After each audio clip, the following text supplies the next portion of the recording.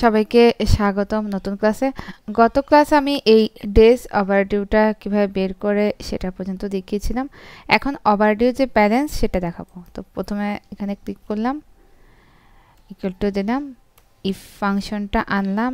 এখানে আসার পরে যেটা আসছে ইফ, এটা হোভার করে নিলাম, ডাবল হোভার করে।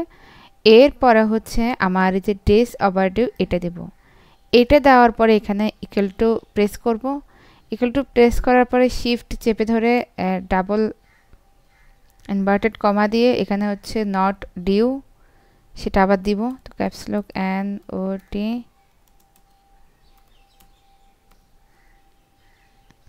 আবার হচ্ছে এই ইনভার্টেড কমা, এরপর হচ্ছে কমা দিয়ে 0 দিলাম, আবার কমা। এরপর এই যে আমাদের আউটস্ট্যান্ডিং যে ব্যালেন্স এইটা ক্লিক করব। এটা ক্লিক করে এন্টার করলে আমার এখানে এই রেজাল্ট চলে আসছে।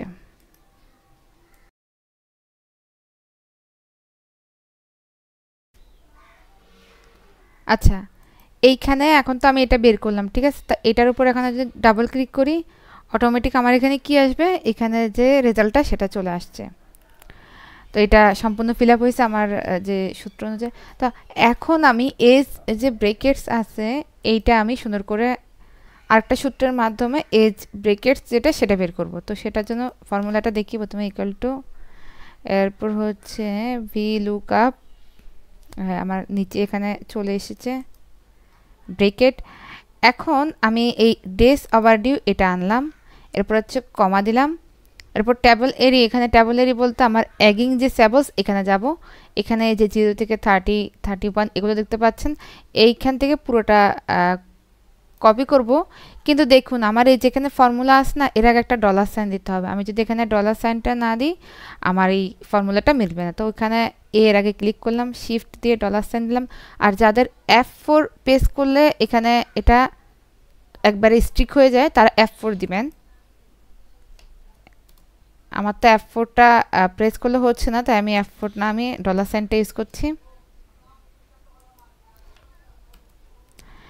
সবগুলো প্রেস করার পরে এরপর দেখেন একটা কমা দিলাম।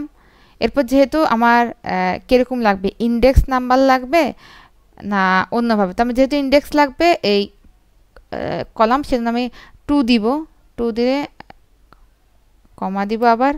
আচ্ছা, এখন আমার কি ট্রু অ্যাপ্রোক্স ম্যাচ লাগবে না ফলস এক্সাক্ট ম্যাচ লাগবে? যেহেতু আমার ট্রু লাগবে এই জন্য ফার্স্টে যেহেতু 2 আছে সেজন্য মানে সত্যটা, সেজন্য আমি 1 দিব। যদি আমার ফলস লাগতো তাহলে 2 নাম্বারটা প্রেস করলে হতো। যাই হোক, এখন আমি ব্রেকেট শেষ করব, এন্টার ক্লিক করব। দেখুন আমার এখানে চলে এসেছে। এটাও আগেরটার মতো, এখানে আমি যদি ডাবল হোভার করে আমার এখানে এগুলো সবগুলো চলে এসেছে, যেটার অনুযায়ী সেটা চলে এসেছে এখানে।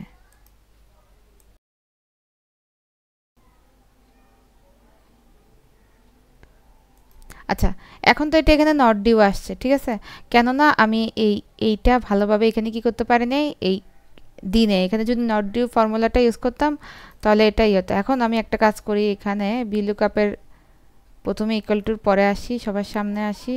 এখানে যদি আমি ইফ ইয়া করি, ট্যাব প্রেস করলাম, তারপর হচ্ছে এইটা ইকুয়াল টু ইনভার্টেড কমা, তারপর হচ্ছে নট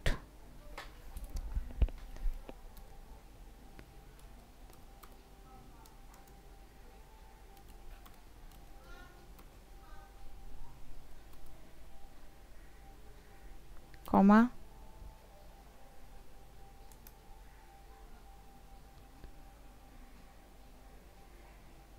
আবার ইনভার্টেড কমা, নট ডিউ,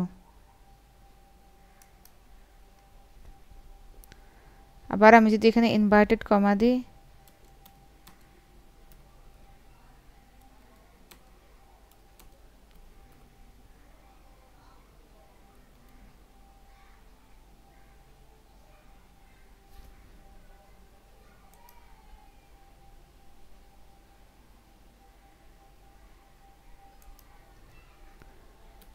কমা দিয়ে এখন এন্টার প্রেস করলেই এই আমারটা ইয়েস না